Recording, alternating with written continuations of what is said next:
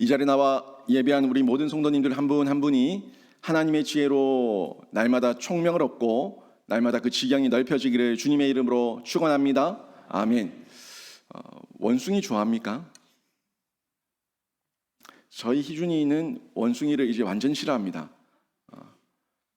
아이니 파크에서 유리창에 덜썩 붙는 그 원숭이를 한번 보고 난 다음부터 원숭이를 완전 싫어합니다. 굉장히 동물원 자체를 무서워하는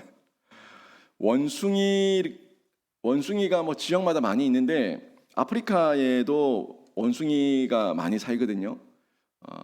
아프리카 원주민들이 원숭이를 잡는 방법이 있어요. 아주 특별합니다. 원숭이가 잔꾀가 많거든요. 또 욕심이 많아요. 그래서 이 원숭이의 그 잔꾀를 이용해서 원숭이를 잡는데 어떻게 잡냐면 먼저 가죽 부대 하나를 준비합니다. 가죽 부대를 준비해서 그 한쪽은 막혀 있고 한쪽은 입구를 만드는데 입구를 아주 좁게 원숭이 8개 들어갈 정도로 그렇게 좁게 만듭니다. 그리고 그 안에 원숭이가 좋아하는 과일이나 견과류를 안에 넣고 그 입을 원숭이 8개 들어갈 만큼 아주 좁게 만들어 놓고 그거를 원숭이가 잘 다니는 길가에 매달아 두는 거예요. 그러면 원숭이가 냄새를 맡고 하면서 오는 거예요. 와서 그 안을 이렇게 들여다봐요. 그 안에 보면은 자기가 좋아하는 게 들어있거든요. 그러면 아이고 횡재다 이러면서 거기 손을 쑥 넣는 거예요. 손을 넣었는데 그 다음부터 못 빼. 왜 못 뺄까요? 먹이를 자기가 좋아하는 바나나 뭐 과일 같은 걸 딱 잡았어요. 잡았는데 이걸 잡아놓으니까 못 빼는 거예요. 뭐만 뺄 수 있어요? 자기 손만 뺄 수 있어. 자기 손만 뺄 수 있는데 자기가 좋아하는 그 과일이나 먹거리를 손에 잡는 순간 더 이상 못 빼는 거예요. 그러면 여러분 같으면 어떻게 하겠습니까? 손에 있는 거를 놓고 빼면 되잖아요. 근데 원숭이는 그걸 못 해요. 그걸 놓고 빼면 되는데 이걸 못 한다는 겁니다. 뭐 때문입니까? 그 안에 뭐가 있어서예요? 과일이 있어서예요? 아니면 원숭이의 탐욕이 있어서예요? 탐욕이 있어서예요. 원숭이는 지금 자신의 탐욕은 보지 못하고 지금 뭐만 보고 있어요? 내가 쥐고 있는 과일만 보고 있는 거예요. 근데 이 과일을 놓으면은 손은 빠지고 자기도 사는데 그 과일을 놓지 못해서 자기 탐욕 때문에 그걸 쥐고 계속 그러고 있다 보니까 그 사이에 원주민들이 와서 탁 잡아가는 거죠. 참 지혜가 없어요.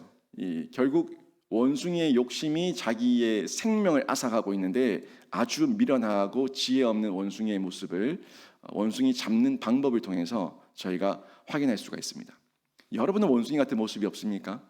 여러분 손에 있는 것만 놓으면 되는데 이걸 못 놔가지고 세상에서 사단 마귀에게 밥이 되고 잡혀먹는 이런 어리석은 지혜 없는 모습 가운데 여러분 살고 있지 않습니까?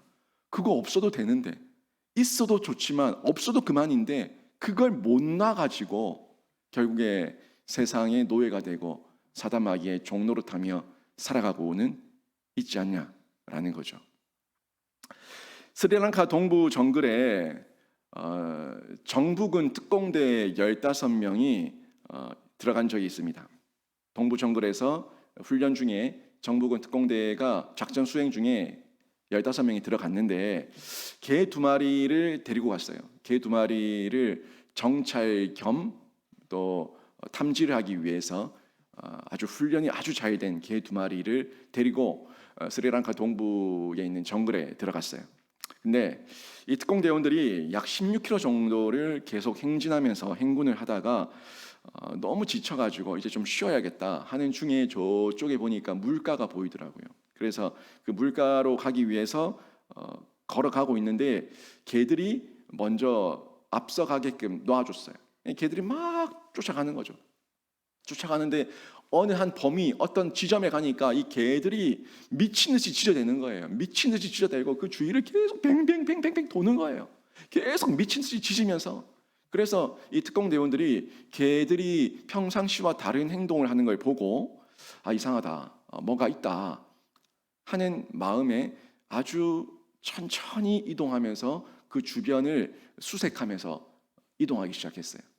거기 그리고 뭘 발견했냐면 12개의 지뢰가 팽팽하게 이 전선으로 와이어 전선으로 쫙쫙쫙 연결돼서 방아쇠 같이 탁 당겨지기만 하면 딱 걸려서 당겨지기만 하면은 주뢰가 폭발하게끔 그렇게 12군데가 매립되어 있는 거예요.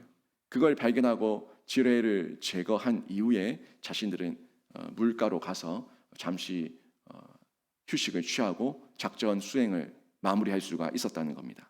결국 여기 특공대원들이 이 위험을 모면할 수 있었던 거는 이 지혜 있는 개들이 그 위험한 부분을 탐지하고 지저댔기 때문에 미친 듯이 지저댔기 때문에 이 수색대원들도 분명히 뭔가 문제가 있다 하는 걸 발견해서 정탐을 할 수가 있었던 거죠. 만약에 그렇지 않았다면 방심한 가운데 걸어가다가 그 와이어 줄로 당겨져 있는 그 방아쇠를 12개 중에 어느 한 개 당겨서 결국에 자기들도 목숨을 잃을 수 있었다는 거죠. 여러분 어떻습니까? 제가 두 가지 얘기를 했는데 우리가 욕심 많은 원숭이처럼 이 세상의 함정에 빠질 수 있다는 거예요. 하지만 지혜가 있을 때 이 함정이 어떤 것인지, 어떤 함정 가운데 우리가 위험에 노출되어 있는지 발견하고 그 함정을 제거하고 끝까지 작전을 수행하고 사명을 감당할 수가 있다 하는 부분을 제가 두 가지 예를 들어서 말씀을 드렸는데, 우리 하나님께서는 저와 여러분이 지혜 있기를 원하십니다. 저와 여러분이 욕심 많은 원숭이가 되지 않기를 원하고요, 저와 여러분이 지혜가 있어서 하나님께서 부르짖는 소리, 하나님께서 외치는 소리를 귓가에 듣고 하나님 말씀 앞에 돌아오기를 원하신다고요. 그래서 오늘 읽었던 말씀이 잠언 1장 7절 말씀이 저희가 너무 잘 알고 있는 말씀이지만 한 번 더 보십시오. 여호와를 경외하는 것이 지식의 근본이거늘 미련한 자는 지혜와 훈계를 멸시하느니라. 아멘. 여호와를 경외하는 것이 지식의 근본인데, 근데 우리의 지식은 여호와를 아는 지식이 아니라 그냥 나의 감정, 나의 생각, 세상의 소리 가운데 지식을 삼고 살아가다 보니까 정말 미련한 원숭이가 되어서 지혜와 훈계를 멸시하면서 죽음을 향해 돌진하고 있다는 거예요. 여러분, 우리가 얼마나 똑똑한 척 많이 합니까? 저도 똑똑한 척 많이 하고 여러분도 똑똑한 척 많이 하고 다 하나같이 똑똑한 척 많이 하는데, 그 똑똑한 척하는 그 똑똑 소리 속에 하나님의 소리가 있는가 들어보라는 거예요. 우리의 똑똑한 소리는 하나님의 소리가 최고의 똑똑한 소리인 줄로 믿습니다. 하나님의 똑똑한 소리가 여러분의 그 똑똑한 말 가운데 있는가, 여러분의 똑똑한 그 권면 가운데 있는가 한번 점검해 보라는 거예요. 목사가 여러분에게 얘기할 때도 목사의 말 속에 하나님의 말씀이 있으면은 그건 하나님의 말씀을 받으면 되는 것이고, 목사의 말만 하면은 거기는 똑똑한 흉내는 있을지 모르겠지만 진짜 하나님의 지혜와 지식은 없다는 거예요. 모든 근거, 모든 원인을 하나님으로부터 찾을 수 있는 그 지혜, 지식, 민감함, 분별력, 이게 우리 안에 있을 때 우리가 산다는 겁니다. 지금 잠언을 여러분 잘 보신 분들은 아시겠지만 한번 지금 잠언 펴놓으셨습니까? 한번 보시면 1장 20절 부분을 한번 보세요. 잠언 1장 20절 보시면 지혜가 길거리에서 부르며 광장에서 소리를 높이며, 여기 보면 지혜가 광장에서 길거리에서 부르고 소리를 높인다고 얘기하고 있어요. 그리고 21절 보세요. 시끄러운 길목에서 소리를 지르며, 누가요? 지혜가 성문 어귀와 성중에서 그 소리를 발하여 이르되, 보세요. 지금 누가 소리친다고 얘기하고 있어요? 지혜가 소리친다고 얘기하고 있습니다. 지혜를 의인화했어요. 지혜라고 하는 그 명사를 의인화해서 지혜가 소리친다는 건데, 이 지혜는 다른 지혜가 아니라 하나님의 말씀의 소리가 여러분 가운데, 여러분 귓가에 소리치고 있는 줄로 믿습니다. 여러분, 그 소리를 들으라는 거예요. 그 소리가 들렸을 때 하나님의 지혜가 나에게 소리친 겁니다. 하나님께서 나에게 소리친 거라는 거예요. 지혜가 길거리에서 소리 지르고 광장에서 소리를 높여 외친다는 말씀을 계속 반복해서 말씀하고 있는데, 이 소리를 듣는 자는 이 소리가 아름다운 소식이라는 것을 발견하게 되고 깨닫게 된다는 거예요. 지혜의 소리가 아름다운 소식이에요. 하나님의 소리가 아름다운 소식이에요. 하나님의 말씀이 우리에게 아름다운 소식입니다. 합격 소식, 계좌에 돈이 들어왔다는 소식, 그 소식이 우리에게 아름다운 소식이 아니라 정말 우리에게 아름다운 소식은 영원 불변한 하나님의 지혜의 소식이 아름다운 소식인 줄로 믿습니다. 계좌에 돈이 들어온 띵동 소리는 조금 있으면 돈이 빠져나갔습니다 하는 띵동 소리로 바뀝니다. 다 빠져나갑니다. 다 두고 갈 겁니다. 합격했습니다. 그 소식은 결국 나의 마지막 퇴사 시점이 있습니다. 은퇴 시점이 있습니다. 마지막이 있다고요. 그런데 하나님의 지혜를 통해서 생명을 얻은 그 소식은 영원 불변한 영생 복락의 소식이기 때문에 참된 지혜의 소식이 된다는 거예요. 우리가 참 세상 살면서 똑똑한 척 많이 하는데 우리 안에 두뇌가 있거든요. 사실 우리 이 몸 구조 속에 어디에 마음이 있고 어디에 영혼이 있고 어디에 두뇌가 있는지 정확하게 잘 모르겠는데 그게 어떤 구분인지 정확하게는 딱딱 얘기하기가 여기입니다, 여기입니다, 여기입니다 얘기할 수는 없겠지만 흔히 얘기하기를 마음이라고 얘기하면 이 가슴을 얘기하고, 그죠? 두뇌라고 얘기하면 이 머리를 얘기하고, 영혼이라고 얘기하면 어디 있어요? 우리 전체에 있겠죠. 사실 마음, 영혼, 두뇌 이걸 어디입니다라고 딱 찍어서 얘기하기가 참 어렵긴 한데 대부분 두뇌에서 이 우리의 이 지식, 인지 능력이 다 일어나지 않습니까? 우리의 지정의가 다 이 머릿속에서 돌아가고 두뇌의 판단과 기능을 통해 가지고 우리에게 이해하고 느끼고 감정, 생각 모든 걸 다 느끼죠. 결국 두뇌가 없으면은 우리의 아픔, 우리의 눈물, 슬픔 이런 어떤 능력도 다 마비가 되니까. 아무튼 그런 측면에서 봤을 때 우리의 마음과 영혼이 이 머리에 있다고 해도 과언이 아닐 거예요. 결국 우리 예수 그리스도가 교회의 머리라고 얘기하는 것도 이 두뇌의 역할이죠. 모든 원기능의 그 근본과 근원과 지시와 명령의 통제 기능, 여기 예수 그리스도를 통해서 말씀을 통해서 우리가 이루어질 때에 우리가 바른 원기능, 제기능을 감당할 수가 있으니까 사람답게, 교회답게, 신자답게 살아낼 수가 있는데 여기 두뇌예요. 두뇌, 머리. 이 머리에 우리의 마음, 영혼이 있는데 여러분 우리 마음과 영혼이 이 두뇌가 어떤 기능을 하는 거예요? 컨트롤 C, 컨트롤 V 하는 거예요. 컨트롤 C, 컨트롤 V 뭡니까? 복사해서 붙여넣기, 복사 붙여넣기. 컴퓨터 그거지 않습니까? 단축키지 않습니까? 근데 우리 인간의 머리가 그것만 하는 게 아니잖아요. 컨트롤 C, 컨트롤 V가 아니라 이걸 판독할 수 있어야 돼요. 판독. 이게 정말 의미가 있냐? 이게 정말 나에게 능력이 되냐? 이게 나에게 내 삶에 어떤 변화를 일으킬 것이냐 하는 판독을 할 수 있다는 거예요. 있어야 된다는 거예요. 아무리 수천억, 수백억, 수십억이 있어도 어마어마한 수조 원이 있어도 그 돈에 대한 가치와 돈을 어떻게 쓸 건지에 대한 판독 능력, 분별 능력이 없으면 다 헛겁니다. 아무 의미 없어요. 그걸 내가 어떻게 쓸 수 있는가 하는 이 능력이 있어야 된다는 건데 아무리 컴퓨터 문서를 복사하고 갖다 붙여넣기를 아무리 잘해도 지혜가 없으면 헛것이라는 거예요. 지혜가 있어야 돼요. 결국 내 안에 있는 지식, 내 안에 있는 여러 가지 정보를 내가 해독해서 내 것으로 쓰고 나에게 유익하게 사용할 수 있는 지혜, 이 지혜가 있을 때 결국 그게 유익이 된다는 건데 지혜는요 결국 하나님께서 주신 영을 통해서 옳고 그름을 분별하는 진리를 깨닫는 능력이에요. 결국 우리 안에 있는 모든 정보, 우리의 모든 지식, 이 내용들이 확장되었을 때 그 속에서 예수를 발견할 수 있어야 된다는 거예요. 그 속에서 하나님을 발견할 수 있어야 된다는 겁니다. 철학을 통해서 이데아를 찾고 그 어떤 실존하시는 신이라는 존재가 있다 하는 거에 대해서 계속해서 고민하는 건 그건 두뇌가 하는 거예요. 두뇌가. 근데 이 옳고 그름의 분별의 최종적인 지혜와 지식과 진리를 깨닫는 능력은 예수 그리스도를 발견하는 데까지 가야 되는데 그거를 우리 안에 참된 지혜와 지식이 있을 때 거기까지 갈 수가 있는 거고 거기서 파생되는 모든 학문들 의학, 천문학, 과학, 문학, 경제 여러 가지 하여튼 모든 파생되는 학문들은요 결국 하나님이라는 존재를 연구하는 중에 파생된 거예요. 이게 진짜 지혜죠.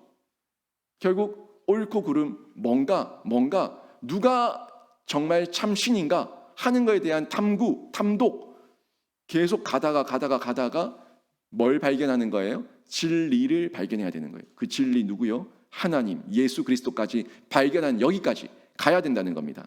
그게요, 두뇌가, 마음이, 영혼이 가지고 있는 능력이 돼야 된다는 거예요. 그 능력을 갖춰야 된다는 거예요. 그 능력이 없는 두뇌, 그 능력이 없는 마음, 그 능력이 없는 영혼은 그냥 세상의 컨트롤 C, 컨트롤 V에 불과하고 프로그래밍 불과하고 그냥 원숭이에 불과하다는 거예요. 욕심만 부리고 있는 원숭이.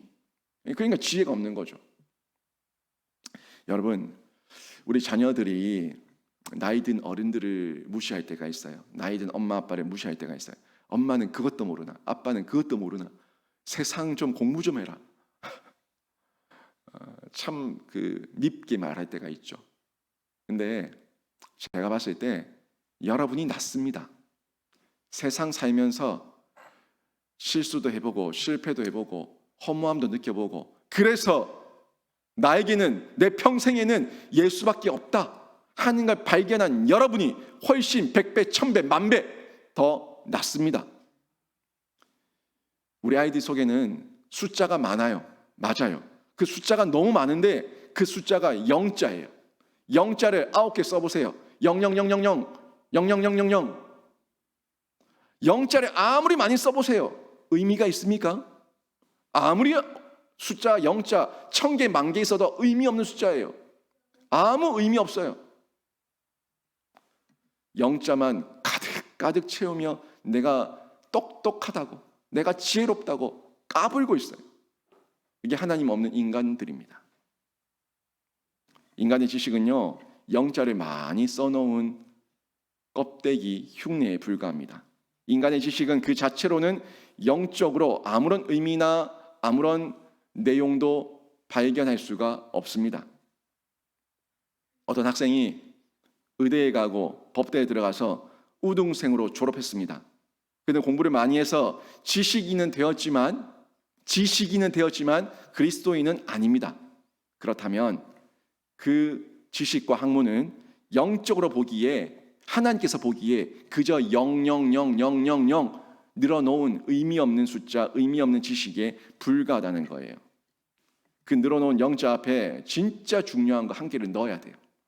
진짜 중요한 거 한 개를 넣어야 된다고. 그 앞에다가 가장 최우선, 가장 지식의 근본, 가장 지식의 근원, 그 맨 앞에 최고의 자리에 그 어떤 의미 있는 숫자를 하나 붙여야지만 의미가 부여된다고요. 1을 붙이든 3을 붙이든 이 0의 1에서 9까지 그 앞에 어떤 숫자 하나를 붙여야지만 의미가 부여된다는 거예요. 그 숫자 하나가 예수 그리스도입니다. 예수 그리스도가 우리의 달란트와 우리의 재능과 우리의 기질에 따라서 여러 모양으로 다양하게 우리에게 은사를 주시니까 각 사람에게 의미를 부여하시지만 1이 되든 9가 되든 10억이 되고 20억이 되고 30억이 되고 40억이 되고 90억이 되고 의미가 부여되는 거예요. 아무것도 없는 영자는 그냥 헛수에 불과합니다. 여러분, 인간이 예수 그리스도를 믿고 따르기만 하면 인간의 지식은 영적으로 비로소 의미와 가치를 지니게 되는데, 예수님을 믿고 하나님을 경외하는 것이 지혜의 근본입니다. 요거 잊지 마십시오. 여러분, 모든 지혜와 지식의 맨 앞에 예수 그리스도를 드러낼 수 있는 여러분이 되시고, 여러분 자녀가 되시고, 여러분의 가정이 되기를 바랍니다. 예수를 믿고 하나님을 경외하는 것, 지혜의 근본. 그때 나에게 의미가 있고 나에게 가치다운 가치를 발견해서 하나님 앞에서 가치 있게 살아가는 신자가 된다는 것, 요거 잊지 마시고, 이게 참된 복이에요. 이게 진짜 아름다운 소식이에요. 우리는 지혜를 가진 자입니다. 예수 그리스도를 소유한 자입니다. 그래서 지혜 있기 때문에 그 지혜를 가지고 다른 이들에게 예수를 전달하는데 힘내십시오. 용기 얻으시고 또 일어나셔서, 우리는 이 아름다운 소식을 소유한 자이기 때문에 그 아름다운 사람들에게 아름다운 소식을 통해서 진짜 아름다운 신자로 거듭날 수 있도록 도와주는 그 도우미들인데, 저와 여러분 모두가 이번 새생명 초청 잔치 가운데 우리 가족들에게, 우리 주변 지인들에게 마음껏 이 아름다운 소식, 지혜의 소식을 전달하는 귀한 신자가 되고 또 하나님 앞에 열매 맺기를 주님의 이름으로 축원합니다. 아멘.